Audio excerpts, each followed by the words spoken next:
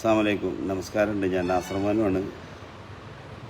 നമ്മുടെ മലബാർ ഗോൾഡിൻ്റെ മലബാർ ഫൈസൽഖാൻ്റെ ഒരുപാട് വിവാദ വീഡിയോകൾ, അതായത് ഒരുപാട് ആളുകൾ കുറ്റപ്പെടുത്തുന്ന വീഡിയോകൾ കണ്ട് അദ്ദേഹം ഒരുപാട് കഷ്ടപ്പെട്ട് ത്യാഗം ചെയ്ത് അദ്ദേഹത്തിൻ്റെ ബിസിനസ് വളർത്തി അതിൽ നിന്നും ഒരു ഓഹരി എപ്പോഴും പാവപ്പെട്ടവർക്ക് നീക്കി വെക്കുന്ന ഒരു മനുഷ്യശ്രീയാണ്. എൻ്റെ കൂടപ്പുറപ്പായ ദുബായിലുള്ള ലിയോടെക് ചെയർമാൻ സിദ്ദീഖ ഫൈസൽഖാൻ്റെ വീട് താമസ ദിവസം ഗസ്റ്റായിട്ട് ചെന്നിരുന്നു. അന്നത്തെ ദിവസം അവിടെ സ്റ്റേ ചെയ്ത് പിറ്റേന്നാണ് സിദ്ദീഖ എന്നെ വിളിച്ചുകൊണ്ട് എൻ്റെ വീട്ടിലേക്ക് വന്ന് ഒരു ദിവസം എൻ്റെ കൂടെയായിരുന്നു. ബഹുമാനപ്പെട്ട മലബാർ ഫൈസൽഖാൻ്റെ നന്മകൾ ഒരുപാട് പറഞ്ഞു നമ്മളെ സിദ്ദീഖ. അദ്ദേഹത്തിൻ്റെ ഫൈസൽഖാൻ്റെ ഉപ്പാൻ്റെയും ഉമ്മാൻ്റെയും സ്നേഹവും കിട്ടുന്നതിൽ നല്ലൊരു പങ്കും പാവങ്ങൾക്ക് കൊടുക്കുക എന്നുള്ള നല്ലൊരു മനസ്സ് കാണിച്ചു കൊടുത്ത രക്ഷിതാക്കളാണ് ആ വാപ്പയും ഉമ്മയും. അതേ വഴിയിൽ കൂടി ഫൈസൽഖാൻ മലബാർ ഒരുപാട് പാവങ്ങൾക്ക് തള്ളൊരുക്കുണ്ട്. സഹായിക്കുന്നതിന് ജാതിയോ മതമോ രാഷ്ട്രീയം നോക്കാതെ എല്ലാവരും സഹായിക്കുന്ന ഒരു മനുഷ്യശ്രീയാണ്. മോനോ ഒന്ന് പരിചയപ്പെടേണ്ട ആളാന്നൊക്കെ പറഞ്ഞിട്ട് ഒരുപാട് നന്മകൾ പറഞ്ഞു. അദ്ദേഹത്തിൻ്റെ വീട്ടിൽ താമസ ദിവസം പല ഗസ്റ്റുകളെയും വിളിച്ചിട്ടുണ്ടായിരുന്നു. അതിൽ നമ്മളെ നൂറ, മറ്റേ കുട്ടീൻ്റെ പേര് ഓർമ്മയില്ല, ആ 2 കുട്ടികളും വന്നിരുന്നു. അതാണ് വിവാദമായത്. അതിന് അദ്ദേഹം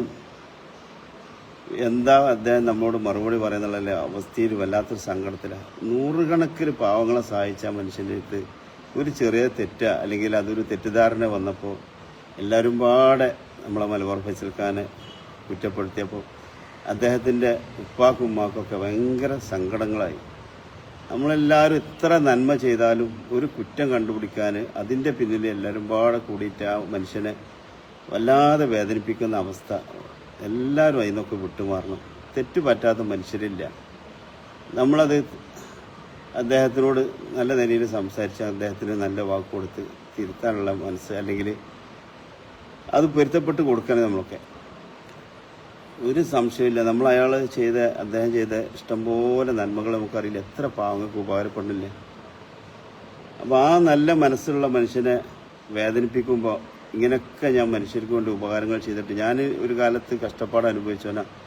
ആ കഷ്ടപ്പാടിൽ നിന്ന് ഞാൻ രക്ഷപ്പെട്ടപ്പോൾ മറ്റുള്ളവരെ കൂടി എൻ്റെ സമ്പാദ്യത്തിൽ ആ സമ്പാദ്യം പാവങ്ങൾക്കും കൊടുത്തുകൊണ്ട് മാതൃക കാട്ടുമ്പോൾ സപ്പോർട്ട് ചെയ്തിരുന്ന നമ്മൾ ഒരു ചെറിയ വീഴ്ച വന്നപ്പോൾ എല്ലാവരും പാടെ അദ്ദേഹത്തിനെ കുറ്റപ്പെടുത്തി ആകെ വല്ലാത്തൊരവസ്ഥയിലാക്കി. നമ്മുടെ നാട്ടിൽ എത്രയോ കോടീശ്വരന്മാരുണ്ട്. ഒരാൾക്കൊന്നും കൊടുക്കാതെ, ഒരാളെ ക്ഷണിക്കാതെ അവർ വലിയ വലിയ കൊട്ടാരങ്ങൾ കാറ്റിക്കൂട്ടി ഇതൊക്കെ സുഖമായിട്ട് ജീവിച്ചു. ഒരാളെയും അവർ സഹായിക്കില്ല, ഒന്നുമില്ല. അവർക്ക് ആരുടെ ഭാഗത്തുനിന്നും ഒരു കുറ്റങ്ങളോ കുറവുകളോ ഒന്നിനും ഇതില്ല. പക്ഷെ ആരെങ്കിലും സഹായിക്കാൻ മനസ്സുള്ളവന് ഏത് പാവപ്പെട്ടവന് വിഷമങ്ങൾ എന്ന് പറയുമ്പോഴും ആ സഹായിക്കാനുള്ള മനസ്സ് കാണിക്കുന്ന ആളെ ചെറിയൊരു വീഴ്ച എന്തെങ്കിലും പറ്റിയാൽ അതും അദ്ദേഹം അറിഞ്ഞുകൊണ്ടല്ല എന്ന് പറഞ്ഞത്. അപ്പോൾ അതിനൊക്കെ നമ്മൾ ക്ഷമ കൊടുക്കണം, മാപ്പ് കൊടുക്കണം. നമ്മളൊക്കെ അവർക്ക് വീണ്ടും ഒരുപാട് ബിസിനസ് ചെയ്ത് അതിൽ നിന്നൊക്കെ കിട്ടുന്ന വരുമാനങ്ങൾ പാവപ്പെട്ടവർക്ക് കൊടുക്കാൻ അതിന് പ്രോത്സാഹനം സപ്പോർട്ട് ചെയ്ത് അവർക്ക് വേണ്ടി പ്രാർത്ഥിക്കുകയാണ് നമ്മൾ ശരിക്കും വേണ്ടത്. എത്ര ആൾക്കാരാണ് കുറ്റപ്പെടുത്തുന്നത് കണ്ട് നിസ്സാര ഒരു കാര്യങ്ങൾ. സത്യത്തിൽ നൂറിയും ആദില എന്ന കുട്ടീനെ പോയിട്ട് അവർ രണ്ടാളും അവരെ വഴിക്ക് അങ്ങനത്തെ ഒരു ജീവിത രീതി പോയി. ഒരു രക്ഷിതാക്കൾക്കും സഹിക്കൂല, അത് ഉറപ്പാണ്. കാരണം ഏതൊരു മക്കളും സുഖമായിട്ട് അവരെ വിവാഹം കഴിപ്പിച്ച് പേരമക്കളെ സ്നേഹത്തോടെ കാണാനും അവരെ പേരമക്കളെ വളർച്ചയും സന്തോഷവും കാണാനും ഒക്കെ ആഗ്രഹിക്കുന്ന ആൾക്കാരായിരിക്കും എല്ലാ രക്ഷിതാക്കളും.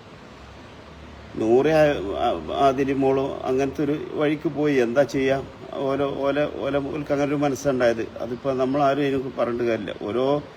പല മേഖലയിലും പല മനുഷ്യരും പല തെറ്റുകളും പല വഴി കൂടിയാണ് പോകുന്നത്. അത് നൂറ ആദിലെന്നല്ല, വേറെ എത്രയോ സ്വന്തം മക്കളെ കിണറ്റിലിട്ട് കൊല്ലുന്ന ആൾക്കാരുണ്ട്, നമ്മൾ കണ്ടിട്ടുണ്ട്. സ്വന്തം മക്കളെ കിണറ്റിക്ക് വലിച്ചെറിഞ്ഞു കാമുകൻ്റെ ഒപ്പം പോകുന്ന ആൾക്കാർ, പിന്നെ അങ്ങനെ പലതരത്തിലുള്ള ദുരന്തങ്ങൾ കാട്ടുന്ന ആൾക്കാരുണ്ട്. അപ്പോൾ അതൊക്കെ ഓരോ ജീവിത രീതിയിൽ ഓരോ അനുഭവങ്ങളാണ് നമുക്കൊക്കെ. പക്ഷേ മലബാർ ഫൈസൽഖാനെ നമ്മളെല്ലാവരും പാടെ കുറ്റപ്പെടുത്തി വരുമ്പോൾ അദ്ദേഹത്തിന് ചെയ്യുന്ന പ്രവൃത്തിയിലൊക്കെ പിന്നിക്ക് നിൽക്കാനും അല്ലെങ്കിൽ നമ്മൾ എത്ര സഹായം ചെയ്താലും എത്ര നല്ലത് ചെയ്താലും ചെറിയൊരു വീഴ്ച പറ്റുമ്പോൾ എല്ലാവരും പാടെ കുറ്റപ്പെടുത്തി ആകെ മോശമാക്കി വിടുന്നൊരവസ്ഥയല്ലേ എന്നുള്ള സങ്കടം വരും. അതിന് ആർക്കെങ്കിലുമൊക്കെ നമ്മുടെ ഉപകാരം ചെയ്യുന്ന മനുഷ്യർക്ക് കുറ്റപ്പെടുത്തിയിരിക്കലും അല്ലെങ്കിൽ നമ്മൾ നല്ലത് പറഞ്ഞിരിക്കലും കുറ്റപ്പെടുത്താതിരിക്കാൻ ശ്രമിക്കണം നമ്മൾ ഇൻഷാ അല്ലാഹ്. അതേമാതിരി ഇപ്പോൾ നമ്മളെ ഇലക്ഷൻ വരികയാണ്. പഞ്ചായത്ത് തിരഞ്ഞെടുപ്പ്, ബ്ലോക്ക് തിരഞ്ഞെടുപ്പ്, ജില്ലാ പഞ്ചായത്ത്, മുനിസിപ്പാലിറ്റി, അങ്ങനെ എല്ലാത്തിനും ഇലക്ഷൻ വരികയാണ്. നമ്മളെ നാടിന് വേണ്ടിയിട്ട് വികസന പ്രവർത്തനങ്ങളും അല്ലെങ്കിൽ പുതുതായി നിൽക്കുന്ന ആളുകൾ നാട്ടിലെ എല്ലാ സജീവ കാരുണ്യ പ്രവർത്തനങ്ങളും സജീവമായിട്ടുണ്ടാകുന്ന വ്യക്തിത്വങ്ങൾക്ക് നമ്മൾ വോട്ട് ചെയ്താൽ നമ്മളെ നാട് രക്ഷപ്പെടും. എന്നും ഒരു കൊടി പിടിച്ചു വന്നുകൊണ്ട് 5 കൊല്ലം മുന്നേ വന്ന് എല്ലാ കാര്യങ്ങളും നമ്മളെ കജുകാരം പിടിച്ച് വോട്ട് മേടിച്ച് നമ്മളെ വാർഡിലോ അല്ലെങ്കിൽ നമ്മളെ പഞ്ചായത്തിലോ അല്ലെങ്കിൽ നമ്മളെ ജനങ്ങൾക്ക് വേണ്ടി ഉപകാരം ചെയ്യാത്ത വ്യക്തികളാണെങ്കിൽ വോട്ട് ചെയ്ത് നമ്മൾ കാണിച്ചു കൊടുക്കണം. എങ്ങനെ അവർക്ക് തിരുത്തി ചിന്തിക്കാൻ അവരെ തോൽപ്പിച്ച് കാണിച്ചു കൊടുക്കണം. കാരണം അത് നമുക്ക് വോട്ട് ഇപ്പോൾ ഒരു ചാൻസാണ് നമ്മൾ. കാരണം നമുക്ക് കിട്ടിയൊരു ചാൻസാണ്. ആര് ജയിക്കണം എന്നുള്ളത് നമ്മൾ ചിന്തിക്കണം. അവിടെ രാഷ്ട്രീയം നോക്കാതെ ചിലപ്പോൾ സ്വതന്ത്ര സ്ഥാനാർത്ഥിക്കാരം, ആ സ്വതന്ത്ര സ്ഥാനാർത്ഥി എല്ലാവർക്കും ഉപകാരിക്കാരം, മറ്റു എല്ലാ പാർട്ടിക്കാരും സ്ഥാനാർത്ഥികളും ഉണ്ടാവും. പക്ഷേ ഈ സ്വതന്ത്ര സ്ഥാനാർത്ഥി നാട്ടിന് വേണ്ടിയിട്ട് ഉപകാരപ്പെടുന്ന കാര്യങ്ങൾ ചെയ്യുന്ന വ്യക്തിത്വമാണെങ്കിൽ ജയിപ്പിക്കണം. നമ്മൾ കാണിച്ചു കൊടുക്കണം. നമ്മൾ അത്തരക്കാരെ വിജയിപ്പിച്ച് കാണിച്ചു കൊടുക്കണം. എന്നാൽ നമ്മളെ നാട് രക്ഷപ്പെടും. അതല്ലാതെ 5 വർഷം കഴിഞ്ഞാൽ പുതിയ ഇലക്ഷൻ വരുമ്പോൾ എല്ലാവരും പാടെ നമ്മൾ വീട്ടുകാരിയൊന്ന് മറക്കരുതിട്ടാ വോട്ട് ചെയ്യാൻ. നമ്മളൊരു ആവശ്യത്തിന് ഈ പറയപ്പെട്ട നേതാക്കന്മാരുടെ അടുത്ത് നമ്മളൊരു വിഷമഘട്ടത്തിൽ ചെന്നപ്പോൾ തിരിഞ്ഞു നോക്കാത്ത വ്യക്തിത്വങ്ങളാണെങ്കിൽ വോട്ടിൽ കൂടി പരാജയപ്പെടുത്തി അവർക്ക് ഒരു വാണിംഗ് കൊടുക്കണം. ഇനി തിരുത്താനും ഇനി വരുന്ന മെമ്പർക്ക് ഇങ്ങനെ നമ്മൾ നാടിന് വേണ്ടിയിട്ടും വികസന പ്രവർത്തനങ്ങളിലും പാവപ്പെട്ടവൻ്റെ വിഷമങ്ങൾ എന്ന് പറയുമ്പോൾ അത് കേൾക്കാതിരുന്നാൽ നമുക്ക് വീട്ടിലിരിക്കാനുള്ള സാഹചര്യം ജനങ്ങൾ ഒരുക്കിത്തരും എന്നുള്ളത് അവർക്ക് ബോധ്യപ്പെടണം.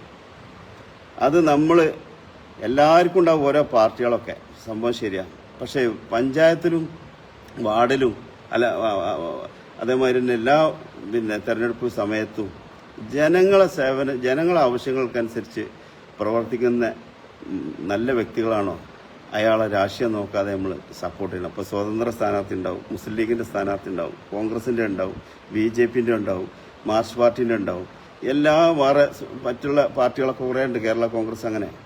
ഇതൊക്കെ നമ്മളെ മുന്നിൽ വന്ന് നമ്മളൊക്കെ ചിന്തിച്ചത് നമ്മളെ പാർട്ടി, ആ പാർട്ടി വിജയിക്കണം, ആ പാർട്ടി. പക്ഷെ ആ പാർട്ടി നിർത്തുന്ന വ്യക്തി, അതായത് സ്ഥാനാർത്ഥി ജനങ്ങൾക്ക് ഉപകാരപ്പെടുന്ന ആളാണെങ്കിൽ രാഷ്ട്രീയം നോക്കാതെ നമ്മൾ ആ വ്യക്തിനെ സപ്പോർട്ട് ചെയ്ത് അദ്ദേഹത്തിന് വിജയിപ്പിക്കണം. എന്നാൽ നമ്മളെ നാടിൻ്റെ നമ്മളെ പഞ്ചായത്തിൽ ഒരുപാട് വിഷമങ്ങൾ ഉള്ള ആൾക്കാരുണ്ട്. അവർക്ക് സാന്ത്വനം കിട്ടും, സഹായം കിട്ടും, അവരൊപ്പം ഉണ്ടാവും ഈ മെമ്പർമാർ. അവർക്ക് വേണ്ടിയിട്ട് സജീവമായിട്ട് പ്രവർത്തിക്കുന്ന ആൾക്കാരെ നമ്മൾ ജയിപ്പിക്കുമ്പോൾ നമുക്ക് തന്നെ അഭിമാനിക്കാം. നമ്മൾ ഏറ്റെടുത്ത് നമ്മൾ വോട്ട് കൊടുത്ത ആ വ്യക്തി ഇന്ന് നമ്മളെ നാടിന് വല്ലാത്തൊരു സാമൂഹ്യ പ്രവർത്തനവും സേവനങ്ങൾ ചെയ്യുന്ന ഒരു വ്യക്തിത്വമായി നമ്മൾ തിരഞ്ഞെടുത്തത് പേച്ചിട്ടില്ല എന്ന് നമുക്ക് ഉറപ്പാവും. അപ്പോൾ അതൊക്കെ നമ്മളൊക്കെ ഇപ്പം ഇത് നമ്മളെ ചാൻസ്. അപ്പം താക്കോല് നമ്മളെ കയ്യിലാണ്. ആ താക്കോല് നമ്മളെ വോട്ട് ആർക്ക് ചെയ്യണമെന്ന് നമ്മൾ രാഷ്ട്രീയം നോക്കാതെ നല്ല വ്യക്തിത്വങ്ങളെ വാർഡിലും അല്ലെങ്കിൽ നമ്മളെ എല്ലാ പഞ്ചായത്ത് തെരഞ്ഞെടുപ്പ്, ജില്ലാ പഞ്ചായത്താവട്ടെ ബ്ലോക്കാവട്ടെ, ഇതിലേക്ക് വരുന്ന സ്ഥാനാർത്ഥികളെ നമ്മൾ ഒരുമിച്ച് ഇറങ്ങി ആ വ്യക്തിത്വം നല്ല മനുഷ്യനാണെന്നുള്ള ജനങ്ങളെ ഒരു പാർട്ടിയുള്ള സമയത്ത് തന്നെ അല്ലെങ്കിൽ ജനപ്രതിനിധി ആവാത്ത സമയത്ത് തന്നെ ജനങ്ങൾക്ക് വേണ്ടിയിട്ട് ഇറങ്ങിയ ആളാണ്. നാട്ടിൻ്റെ വികസനം, നാട്ടിലെ പാവപ്പെട്ട രോഗികൾക്കും പാവപ്പെട്ട മനുഷ്യർക്കും എല്ലാ വിഭാഗം ആൾക്കാർക്കും ഉപകാരമുള്ള ആളായിരുന്നു എന്ന് ഉറപ്പുള്ള ആളാണെങ്കിൽ അവൻ്റെ രാഷ്ട്രീയം നോക്കാതെ വോട്ട് ചെയ്യണം നമ്മൾ. അത് അപ്പോഴാണ് എങ്കിലേ നമ്മളെ നാട് രക്ഷപ്പെടുള്ളൂ. അത് നിയമസഭയ്ക്കാലും ലോക്സഭയ്ക്കാലും ഒക്കെ രാഷ്ട്രീയം നോക്കാതെ നമ്മൾ നാട്ടിലെ ജനങ്ങൾ ഒത്തൊരുമിച്ച് പിടിച്ചാൽ നാടിൻ്റെ വികസന പ്രവർത്തനങ്ങളിൽ സജീവമായി പ്രവർത്തിക്കുന്ന വ്യക്തിത്വങ്ങൾക്ക് ഇതൊരു പരീക്ഷയാണ് സത്യത്തിൽ. ഈ പരീക്ഷ അവർ 5 കൊല്ലം കൂടുമ്പോഴാണ് വിജയിക്കുക. അതിൽ പുതിയ വിദ്യാർത്ഥികളുണ്ടാവും, പഴയ വിദ്യാർത്ഥികളുണ്ടാവും. ആ പരീക്ഷ എഴുതാൻ വരുമ്പോൾ പഴയ വിദ്യാർത്ഥി, അതായത് പഴയ സ്ഥാനാർത്ഥി ജനങ്ങളെ വിഷയങ്ങളിൽ മുഴുവൻ ഇടപെട്ടിന്ന് ജനസേവനം സ്വന്തമല്ല, നാട്ടിലെ വികസന പ്രവർത്തനങ്ങളും എല്ലാത്തിലും അദ്ദേഹം സജീവമായിരുന്നുണ്ടെങ്കിൽ രാഷ്ട്രീയം നോക്കാതെ നമ്മൾ സപ്പോർട്ട് ചെയ്യണം. അതല്ല ആ 5 കൊല്ലം മുന്നേ വോട്ട് ചെയ്ത് നമ്മളോട് പല ഓഫറും തന്ന് നമ്മുടെ നാടിന് വികസനങ്ങളിലൊന്നും ഇടപെടാതെ പിന്നെ വീണ്ടും 5 കൊല്ലം കഴിഞ്ഞിട്ട് നമ്മളടുത്ത് മുന്നിലേക്ക് വരുമ്പോൾ തിരിച്ച് കുത്തണം. നമ്മൾ വോട്ട് കൊടുക്കാതെ വീട്ടിലിരുത്താനുള്ള സാഹചര്യം ഒരുക്കണം. എന്നാൽ നമ്മുടെ നാട് രക്ഷപ്പെടും. അപ്പം എന്തൊക്കെ വിഷമങ്ങളായിട്ടാണ് ആൾക്കാർ പല മേഖലയിലുള്ളത്. അപ്പോൾ ഇവിടെ നമുക്ക് ഇടതുപക്ഷം വന്നാലും UDF വന്നാലും BJP വന്നാലും ഒക്കെ ഏത് രാഷ്ട്രീയ പാർട്ടിക്കാർ വന്നാലും നമ്മളെ സംബന്ധിച്ച് നമ്മളെ നാടിൻ്റെ വികസന പ്രവർത്തനങ്ങളിലും നാട്ടിലെ പാവപ്പെട്ടവർക്ക് സഹായങ്ങൾ കിട്ടുന്ന സാഹചര്യം ഉണ്ടോ, നമുക്ക് അതിന് പിന്തുണ കൊടുക്കാം. എന്തായാലും നമുക്കൊരു ഉറപ്പാണ്, ഒരു പാർട്ടിയിൽ ഉറച്ചു നിൽക്കുന്ന ആളുകൾ എന്തായാലും അവരെ പാർട്ടിപ്പെട്ട ആളുകൾക്ക് വോട്ട് ചെയ്യുള്ളൂ. പക്ഷെ നിഷ്പക്ഷരായ ആൾക്കാരാണ് എപ്പോഴും വിജയിപ്പിച്ച ചരിത്രമുള്ളത്. ഓരോ വാർഡായാലും പാർലമെന്റിക്കായാലും നിയമസഭയ്ക്കായാലും ഒക്കെ അധികവും വൻ ഭൂരിപക്ഷത്തോടെ വിജയിക്കൽ നിഷ്പക്ഷരായ ആൾക്കാരും പാടെ സഹായിക്കുമ്പോഴാണ്. ഇൻഷാ അല്ലാഹ്. അപ്പോൾ അത്തരക്കാരായ ആൾക്കാരെ വിജയിപ്പിക്കുക, വിജയിക്കട്ടെ. നമുക്ക് നമ്മുടെ നാടിൻ്റെ വികസനവും ജാതിയും മതവും രാഷ്ട്രീയമൊക്കെ ഇല്ലാതെ മനുഷ്യനെ സ്നേഹിക്കുന്ന മനുഷ്യരാവട്ടെ നമ്മളെല്ലാവരും. അങ്ങനത്തെ ഇപ്പം ഞാൻ വിയറ്റ്നാമിൽ പോയപ്പോൾ ഞാൻ കണ്ടപ്പോൾ അത്ഭുതപ്പെട്ടു എനിക്ക്. കാരണം ഒരു രാഷ്ട്രീയ നേതാവിൻ്റെയും ഫോട്ടോ അവിടെ കാണാനില്ല, ഒരു മതസംഘടനകളെയും കൊടിയും കാര്യങ്ങളും അവിടെ കാണാനില്ല, കയ്യാട്ടം പാവപ്പെട്ട ആൾക്കാർ കയ്യാട്ടുന്ന ആൾക്കാരും ഞാൻ കണ്ടില്ല. എന്നാൽ നമ്മളെ 10,000 ഉറുപ്പ്യ കൊടുത്ത അവിടുത്തെ 29 ലക്ഷം ഉറുപ്പ്യ ഉണ്ട്. അവിടുത്തെ പൈസക്ക് വളരെ മൂല്യം കുറവാണ്. നമ്മൾ ഇന്ത്യൻ്റെ 10,000-ന് ഇപ്പം നമ്മൾ ഒരു $100 മാറിയപ്പോൾ 27,50,000 ഉറുപ്പ്യാണ് നമുക്ക് കിട്ടിയത്. പൈസക്ക് മൂല്യം കുറവാണെങ്കിലും പക്ഷെ അവിടുത്തെ ജനങ്ങളെ സ്നേഹം, ജനങ്ങളെ നന്മ, എന്തോ ഒരു സ്വഭാവമുള്ള മനുഷ്യസ്നേഹികൾ പഠിച്ചോമ്പരനെ എനിക്ക് ആലോചിച്ചാൽ മതി. കാരണം നമ്മളൊരു സാധനത്തിന് 1 ലക്ഷം പറഞ്ഞാൽ നമ്മൾ 25,000 പറയും. അപ്പോഴും ചിരിച്ചുകൊണ്ട് താങ്ക്സ് ഇട്ടാ എന്നുള്ള, അല്ലെങ്കിൽ ചിലപ്പം 50,000 പോലും പറയും. അപ്പോൾ നമ്മൾ കൊടുക്കും. എന്നാലും നമ്മളോട് ദേഷ്യപ്പെടുക. അതേമാതിരി നമ്മൾ റോഡൊക്കെ മുറിച്ച് കടക്കാൻ നിൽക്കുമ്പോൾ ഏത് വണ്ടികളും അവിടെ നിർത്തി തന്നിട്ട് നമ്മളവിടെ കടന്നിട്ടേ വണ്ടികൾ പോകുള്ളൂ. നമ്മളെവിടെയാണെങ്കിലോ സീബ്ര ലൈനിൽ പോലും ഒരു വണ്ടി നിർത്തൂല. നമ്മൾ ഇഷ്ടം പോലെ ഞാൻ കണ്ടിട്ടുണ്ട്. കാരണം സീബ്ര ലൈനിൽ ശരിക്കും ആൾക്കാർ കടക്കാൻ നിൽക്കുന്നുണ്ടെങ്കിൽ അവിടെ നിർത്തണം വണ്ടി എന്നാണ്. അപ്പം നമ്മളെ നാട്ടിലൊക്കെ ആര് മെയിൻറ്റെയിൻ ചെയ്യണം, അങ്ങോട്ട് പോകും സ്പീഡിൽ നല്ലാതെ എന്നിട്ട് എത്ര അപകടങ്ങൾ നമ്മൾ തന്നെ കാണലുണ്ട്. അപ്പം അതൊക്കെ നമ്മൾ അവിടുത്തെ ഭരണാധികാരിൻ്റെ നന്മയിക്കാരെന്ന് വിചാരിക്കുക. അവിടുത്തെ ഭരണാധികാരി കൊടുക്കുന്ന ഇതായിക്കാരം. ഒരു പോലീസ് എന്ന സാധനം വിയറ്റ്നാമിൽ ഞങ്ങൾ കുറേ ടൗണിൽ പോയി, എവിടെയും ഒരു പോലീസുകാരെ അല്ലെങ്കിൽ പോലീസ് സ്റ്റേഷൻ ഒന്നും ഞങ്ങൾ കണ്ടില്ല. വണ്ടി കയ്യാട്ടം. കാരണം വണ്ടിയിൽ ബൈക്കുമൊക്കെ പോണ ആൾക്കാർ അവരെന്നെ സ്വയം തലയിൽ തൊപ്പിടുക. ഒരാളും അതിൽ ഒഴിവാക്കില്ല. കാരണം ഇപ്പോൾ 2 ആളെ വെക്കുന്നവരുണ്ട്, 3 ആളെ വെക്കുന്നവരൊക്കെ ഞങ്ങൾ കണ്ട്. അപ്പോൾ ഇവരെ കൈക്ക് തന്നെ വണ്ടിയുമ്പോൾ തന്നെ ഹെൽമെറ്റ് ഉണ്ട്. അത് നേരെ തലയിൽ വെക്കണ്, എല്ലാം ബാക്കിലുള്ളവന് കൊടുക്കണ്. അവരെന്നെ ആ സുരക്ഷിതത്വം ഉറപ്പാക്കണ്. കാരണം ഇത് നമ്മളെ പോലീസിന് വേണ്ടിയിട്ടല്ല. നമ്മൾ ഫൈന് കൊടുക്കുമ്പോൾ നമ്മൾ വിചാരിക്കുക പോലീസിന് വേണ്ടി അല്ല, നമ്മുടെ ജീവന് വേണ്ടിയിട്ട്, നമ്മുടെ ജീവന്റെ വിലയാണ്. അതായത് തല വേഗം അടിക്കും, വെക്കുമെന്നൊക്കെ അപകടം പറ്റുമ്പോൾ വേഗം തല അടിക്കല്. അപ്പം നമുക്ക് വേണ്ടിയിട്ടാണെന്നുള്ളതിൽ അവരെല്ലാവരും ഒറ്റ ആളില്ലാതെ, ഹെൽമെറ്റ് ഇല്ലാത്ത ഒരാളെ നമ്മൾ കണ്ടില്ല. ഒക്കെ സ്വയം വെക്കണേ. ഞങ്ങളൊക്കെ അവിടെ പോയി കുറേ പേര് പഠിച്ചു. സത്യത്തിൽ നമ്മൾ കാസർഗോഡിലൊക്കെ ഒന്ന് മറ്റുള്ള നാട്ടിലൊക്കെ ഒന്ന് പോകണം. നമ്മളെ നാട്ടിലെ അവസ്ഥ എന്താ, അവിടുത്തെ ജനങ്ങൾ സ്വയം തീരുമാനിക്കുകയാണ്. നമ്മളെ നാടിൻ്റെ സംരക്ഷണം, നമ്മളെ ജീവൻ്റെ സംരക്ഷണം, ഇതൊക്കെ നമ്മൾ സ്വയം കണ്ടെത്തുക എന്നുള്ള വലിയൊരു സന്ദേശമാണ് ഞങ്ങൾക്ക് അവിടെ നിന്നൊക്കെ മനസ്സിലായത്.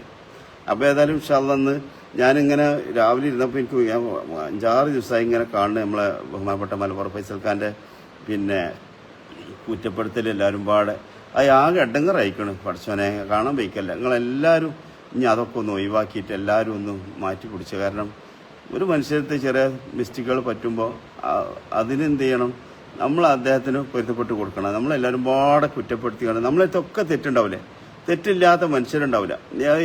ഓരോ മേഖലയിലായിട്ടും നമ്മളൊക്കെ ഓരോ തെറ്റുകാരുണ്ടാവും. പക്ഷെ അതൊക്കെ നമ്മളാണ്, മനുഷ്യരാണ്. അപ്പോൾ അതിന് നമ്മൾ അദ്ദേഹത്തിനെ പൊരുത്തപ്പെട്ട് കൊടുക്കുമ്പോൾ അതേ വീഡിയോയിലൊക്കെ എടുത്തിട്ട് വീണ്ടും വീണ്ടും വീണ്ടും ആവർത്തിച്ച് അദ്ദേഹത്തിന് പാവം വയസ്സായപ്പാനും ഉമ്മാനെയൊക്കെ വേദനിപ്പിക്കുമ്പോൾ നമ്മൾ എത്ര നല്ല കാര്യം ചെയ്തിട്ടും കാര്യമില്ല. അതിന് നമുക്ക് കുറ്റം കിട്ടുള്ളൂ. വേറുള്ള നമ്മൾ കുറ്റപ്പെടുത്തി നമ്മൾ പറയുമ്പോൾ നമ്മളെന്തെങ്കിലും നല്ല കാര്യം ചെയ്താൽ പോലും അതുപോലും അദ്ദേഹത്തിന് കിട്ടുള്ളൂ ഉണ്ടാകുക. അപ്പോൾ നമ്മളെ നാട്ടിലൊക്കെ ഇങ്ങനെയുള്ള ഈ സോഷ്യൽ മീഡിയ ഉണ്ടായതുകൊണ്ട് എല്ലാവരും പാടെ അതെന്തോ ഒരു വലിയ സംഭവമാക്കിയിട്ട് അദ്ദേഹം വല്ല കൊലപാതകം ചെയ്ത മാതിരിയല്ല, അതിനെക്കാട്ടും വലിയ തെറ്റ് ചെയ്ത മാതിരിയാണ് പാവത്തിനെ നമ്മളിട്ട് കുറ്റപ്പെടുത്തുന്നത്. പഠിച്ചാൽ വിചാരിച്ചിട്ട് ഇങ്ങനെയൊന്നും ഇടങ്ങറാക്കാതെ നമ്മൾ നാളെ നമ്മളുണ്ടോയെന്ന് അറിയില്ല. ഇപ്പം ഇന്നിപ്പോൾ ഒരു വാട്സപ്പ് ഗ്രൂപ്പിൽ കണ്ട് 20 വയസ്സായ കുട്ടി, കോളേജിൽ പഠിച്ച കുട്ടി രാത്രി കിടന്നുറങ്ങിയാണ്, രാവിലെ മരിച്ചെടുക്കുകയാണ്. ഇതാണ് രാവിലെ 20 വയസ്സായ കുട്ടി ഉമ്മ വിളിച്ചുകൊടുത്തപ്പോൾ ചായക്ക് വിളിച്ചുകൊടുത്തപ്പോൾ എണീക്കില്ല, മരിച്ചെടുക്കുക. ഇതാണ് മനുഷ്യൻ്റെ കാര്യം. എന്തിനാ ആരെങ്കിലും വെറുപ്പിച്ചിട്ടും വേദനിപ്പിച്ചിട്ടും എന്ത് കിട്ടാനാ?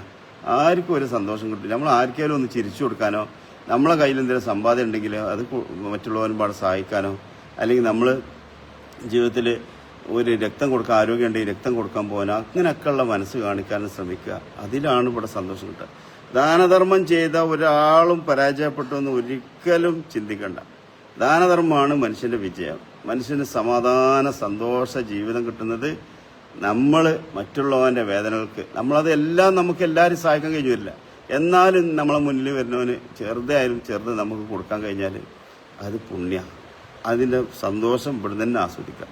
സ്വർഗത്തിൻ്റെ ജീവിത ആസ്വാദനം കിട്ടുന്ന പുണ്യപ്രവൃത്തി മറ്റുള്ളവൻ്റെ വിശപ്പ്, നമ്മൾ വയറ് നിറച്ച് നിന്ന് നടക്കുമ്പോൾ മറ്റുള്ളവനെ വിഷമിച്ച് അല്ലെങ്കിൽ വിശന്ന് നടക്കുമ്പോൾ അവനക്ക് ഒരു നേരത്തെ അന്നെങ്കിലും പഠിച്ചു കൊടുത്താൽ കിട്ടുന്നൊരു സുഖം വേറെ, സന്തോഷം വേറെ. അത് പറഞ്ഞാൽ മനസ്സിലാവില്ല. അത് ആസ്വദിക്കുന്ന ഓരോരുത്തർക്കും അറിയാം. പക്ഷെ അള്ളാഹ് പഠിച്ച എല്ലാവർക്കും നല്ല മനസ്സ് കൊടുക്കട്ടെ, നല്ല രീതിയിലിട്ട്. നമ്മളെ ഫൈസൽക്കാർക്ക് അങ്ങനെ പറയാൻ കാരണം ഒരുപാട് വീഡിയോ കണ്ടു, അപ്പോൾ സങ്കടം തോന്നിയപ്പോൾ ഞാനിങ്ങനെ വീഡിയോ ഇട്ട സിദ്ദീഖ് അലിയോട്ടക്ക് അത്രക്കും ഫൈസൽഖാനെ പറ്റിയുള്ള മധു പറഞ്ഞു. മോനോ ഇത്രയും പാവങ്ങളെ സഹായിക്കുന്നുണ്ട്. ആ നല്ല മനുഷ്യനെ നമ്മളൊരു ചെറിയ മിസ്റ്റേക്ക് പറ്റിയെന്ന് കണ്ടു. അത് എന്ത് മിസ്റ്റേക്കാന്ന് തന്നെ ഇതില്ല. എന്നിട്ട് എല്ലാവരും പാടെ കുറ്റപ്പെടുത്തി ഇടങ്ങറാക്കരുത് പ്ലീസ്. ഇൻഷാ അല്ലാഹ്. എല്ലാവരോടും നന്ദി, താങ്ക്സ്.